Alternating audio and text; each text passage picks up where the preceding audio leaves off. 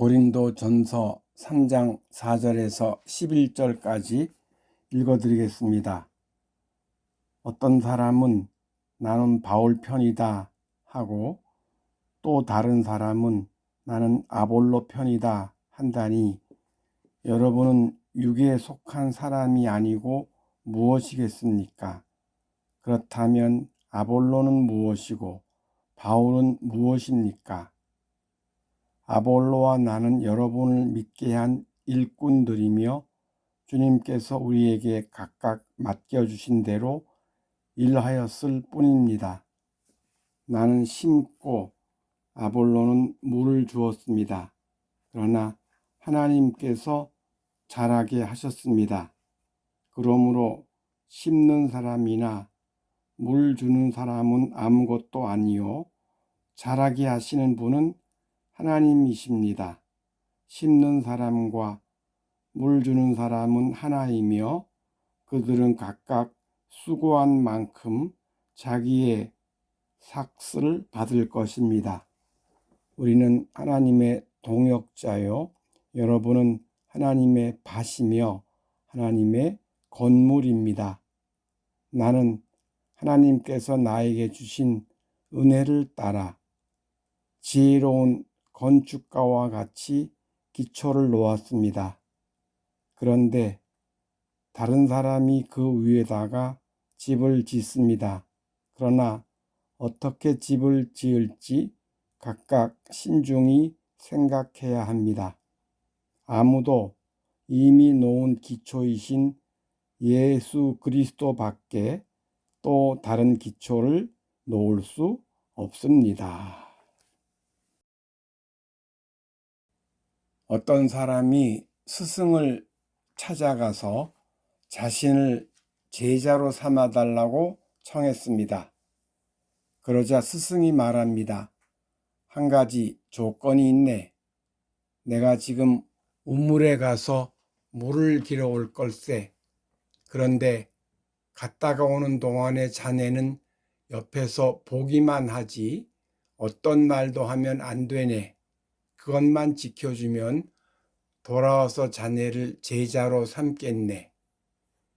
이 사람은 그렇게 하겠다고 약속하였습니다. 두 사람이 함께 우물로 갔습니다. 스승이 두레박으로 물을 길어 물동이에 붓습니다. 그런데 물동이가 밑바닥이 없는 것입니다. 그런데도 스승은 계속하여 밑빠진 동이에 물을 붓는 것이었습니다. 이 사람은 속으로 생각했습니다. 이 양반 완전히 미친 사람이구만. 이런 사람에게서 뭘 배우겠나? 내가 뭘 잘못 알고 찾아왔어? 헛고생하지 말고 집으로 돌아가자. 그런데 집으로 돌아와서 밤에 잠을 자려는 순간 문득 어떤 생각이 떠오르는 것이었습니다. 뭔가 내가 헤아리지 못한 곡절이 있는 게 아닐까? 밑이 빠진 동이에 물을 붓는 것에 무슨 비밀이 있는 게 아닐까? 이튿날 이 사람은 스승에게 다시 찾아가서 말했습니다. 어제는 제가 경솔했던 것 같습니다. 밑빠진 동이에 물을 붓는 곳에 숨겨진 비밀이 무엇입니까? 스승이 웃으면서 말합니다. 자네는 이미 제자가 될 자격을 잃었네. 내가 그동안 일부러 밑빠진 동이에 물을 부음으로써 자네 같은 사람들을 얼마나 많이 걸러냈는지 모르네. 그러나 그 비밀은 알려주겠네. 그동안 나를 찾아온 사람이 수십 명에 달하지만 그 중에서 내 제자가 된 소수의 사람은 이런 사람이었네. 곧 밑빠진 동이에 물을 붓는 모습을 보며 아하, 내가 그동안 저런 모습으로 인생을 살아왔구나 하면서 자신을 되돌아보는 사람이지. 자기가 그동안 밑빠진 동이에 물을 붓는 것과 같은 헛된 삶을 살았다는 통찰을 얻고 숙연해지는 거지. 그런 사람이 내 제자가 된 것이네. 우리는 자신의 행복을 위해 많은 노력을 기울입니다.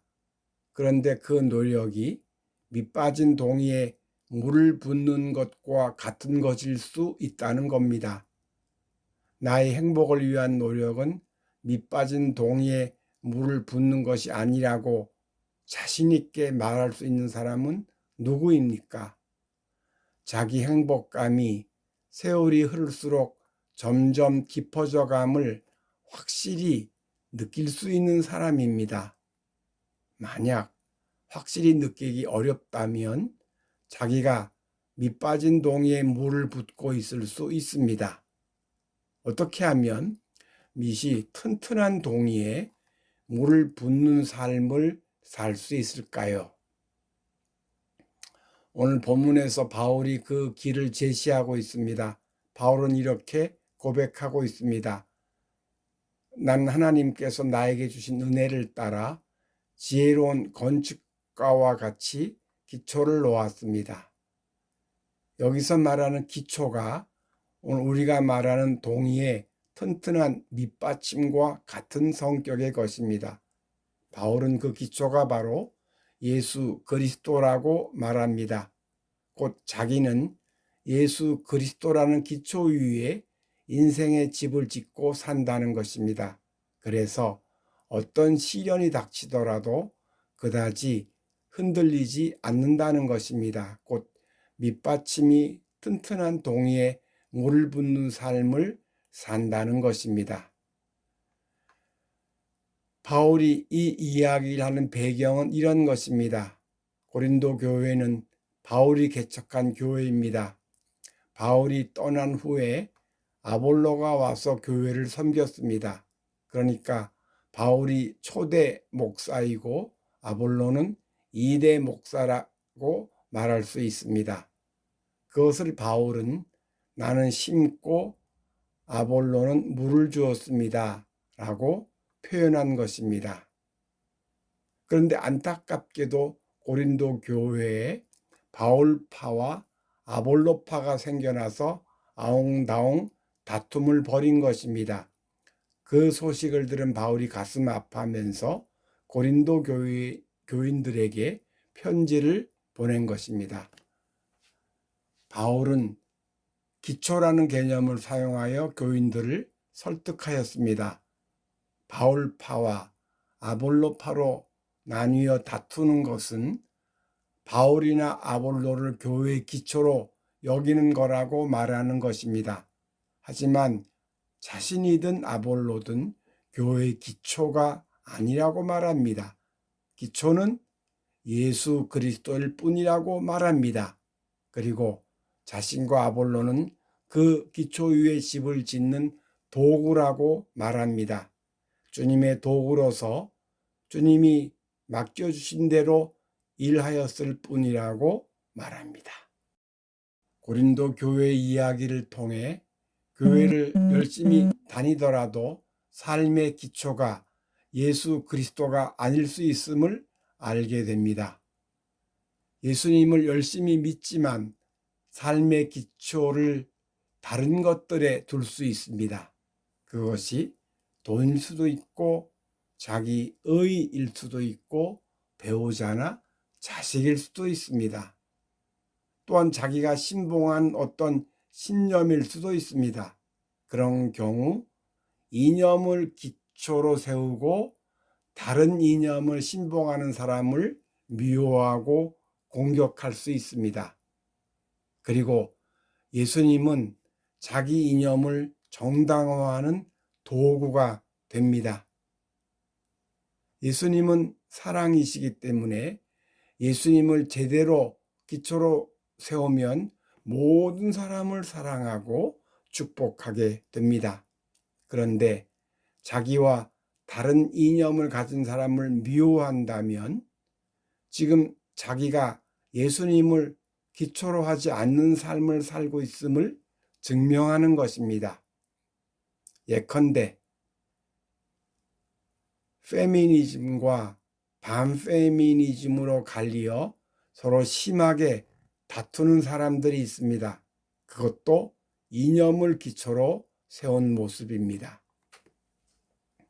이 문제와 관련하여 한 가지 드릴 말씀이 있습니다. 그것은 그런 기초가 하나만이 아니라 두어 개가 될 수 있다는 겁니다. 예컨대 돈과 자식과 이념이 모두 기초가 되는 것입니다. 1번 기초, 2번 기초, 3번 기초라고 표현할까요? 그러나 예수님이 기초가 될 때는 예수님만이 기초입니다.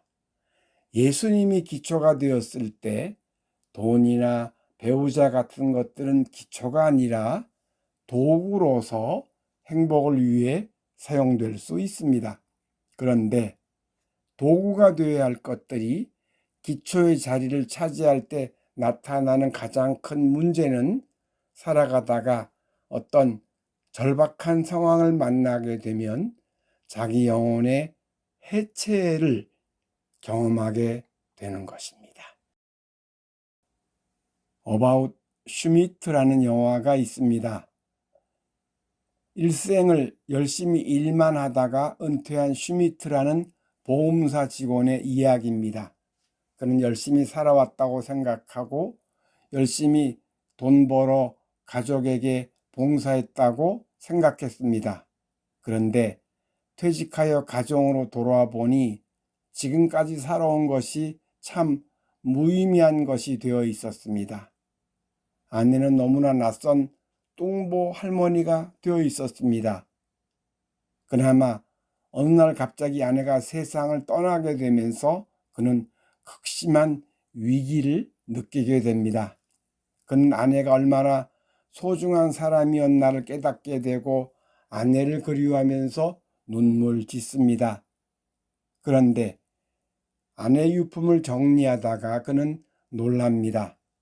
아내는 다른 남자와 사귄 적이 있었고 그때 그 남자로부터 받은 편지들을 고스란히 보관하고 있었던 것입니다.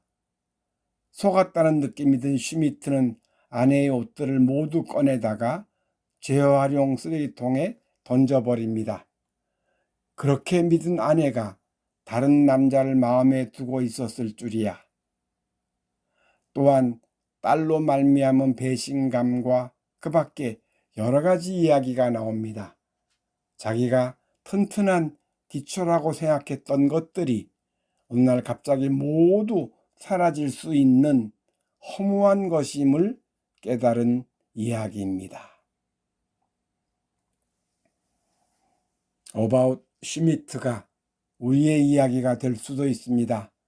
우리가 지금 소중하게 생각하는 것들이 어느 순간에 물거품처럼 사라질 수 있다는 것입니다. 그것들이 튼튼한 기초가 아닐 수 있다는 것입니다. 그래서 바울은 예수 그리스도를 기초로 세운 삶을 살아야 한다고 말합니다. 우리는 자기가 예수 그리스도를 기초로 삼아 살아간다고 생각합니다. 절박한 상황을 만나더라도 담담하게 반응할 수 있다면 자기가 예수 그리스도를 기초로 삼고 살아가는 것이 증명됩니다.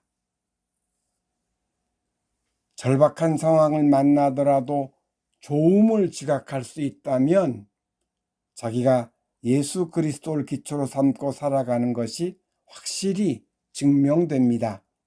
그러나 절박한 상황을 만나기 전까지는 자기가 제대로 예수 그리스도를 기초로 삼고 사는지 판별하기가 어렵습니다. 그렇다면 평상시에 제대로 예수 그리스도를 기초로 삼고 살아가는지 판별할 방법이 있을까요? 있습니다.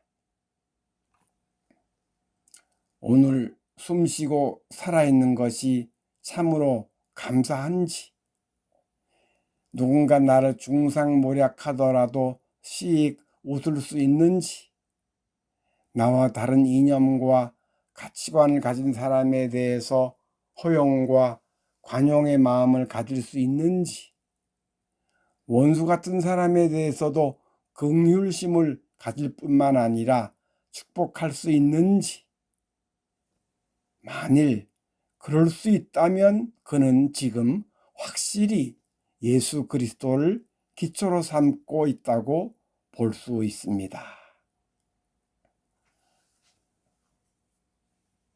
슬픈 사연으로 내게 말하지 마라. 이는 19세기 최고의 시인 롱펠로우가 쓴 인생 찬가라는 시의 첫 구절입니다. 그런데 롱펠로우는 아주 쓰라리고 아픈 시련을 많이 당한 사람이었습니다. 아내가 젊어서부터 많이 아파 고생하다가 세상을 떠났습니다.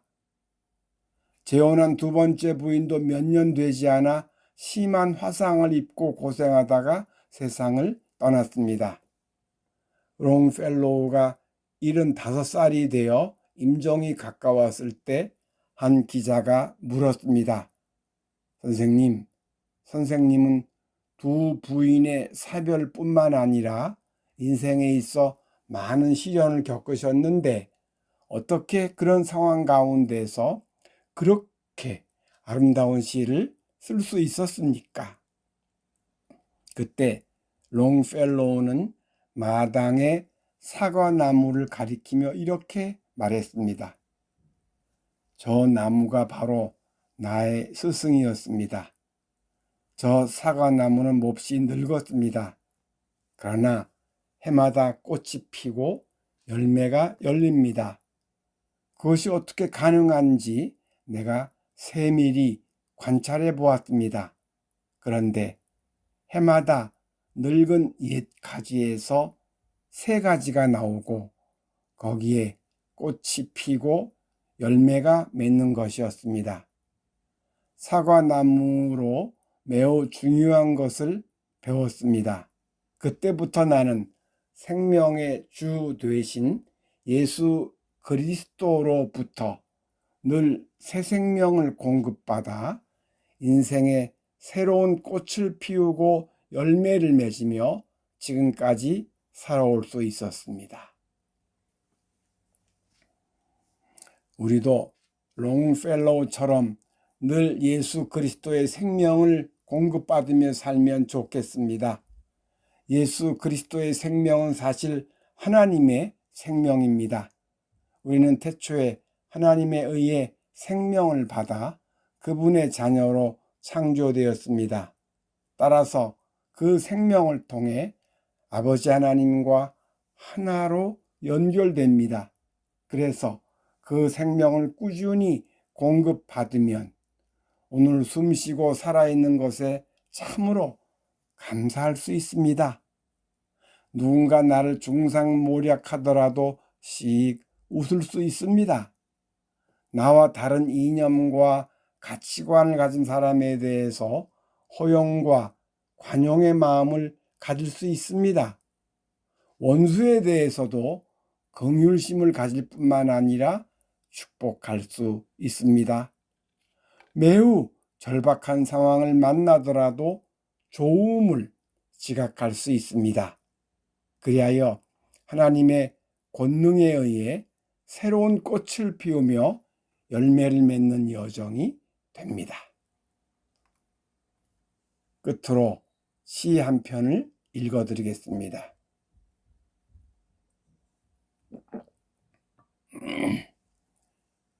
모든 것을 얻었으나 당신을 얻지 못하였으면 도대체 내가 무엇을 얻은 것입니까?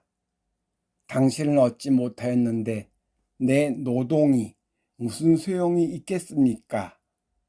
내게 당신을 얻도록 해 주십시오. 그러면 무엇을 더 바라겠습니까? 그리고 당신 한 분을 얻었는데 내게 얻지 못한 게 또 무엇이 있겠습니까? 나는 바다도 육지도 원치 않습니다. 그리고 천국도 당신의 것이 아니라면 그 안에 들어가지 않으렵니다. 만족의 유일한 근원이신 주여. 기도하시겠습니다.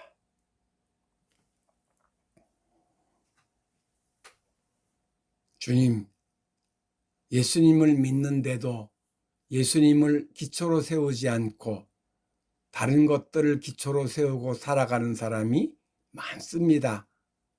예수님을 자신이 기초로 세운 것들의 도구로 삼는 것입니다. 본말이 전도된 삶이라고 할 수 있습니다. 그러면 예수님의 귀한 가치가 자신의 삶에 발현될 수 없습니다. 또 예수님을 기초로 세웠지만 아직 연약한 상태인 경우도 있습니다. 꾸준한 신앙의 훈련을 통해 그 기초가 튼튼하게 다져질 것입니다. 우리가 모두 예수님을 튼튼한 기초로 세우고 그 기초 위에 행복을 쌓아가는 여정도에게 도와주옵소서. 만족의 유일한 근원이신 예수님으로 인해 늘 밝은 마음, 맑은 마음으로 미소로 걸어가는 여정도에게 인도하여 주옵소서. 또한 내 안에서 올라오는 예수님의 사랑을 만나는 모든 형제에게 전하는 아름다운 여정도에게 이끌어 주옵소서. 늘 내 안에서 환하게 웃으시며 나를 사랑하시는 예수님 이름으로 기도드립니다. 아멘.